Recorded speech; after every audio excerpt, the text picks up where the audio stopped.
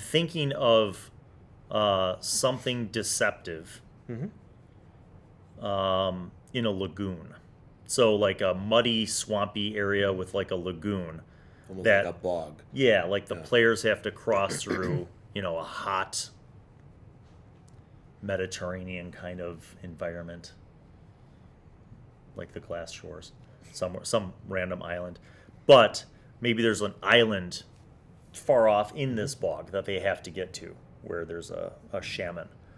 And the shaman has important information related to this old relic that they found, right?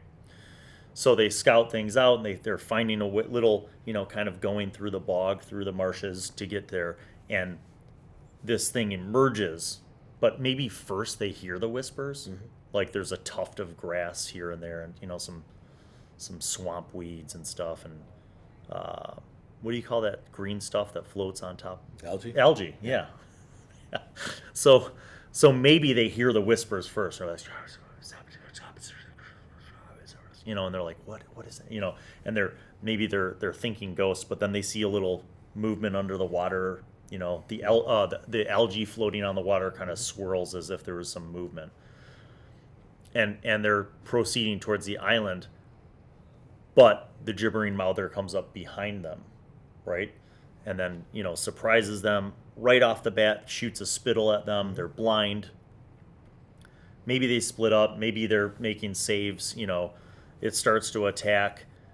And then what I would do is I would have a second mouther, the mate of this mouther, because they're asexual, so it doesn't really matter what they are.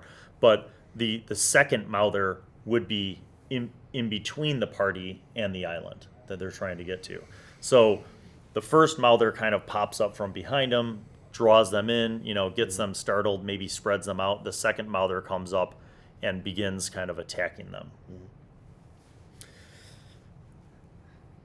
Inside the amorphous blob body of one of the mouthers is another clue.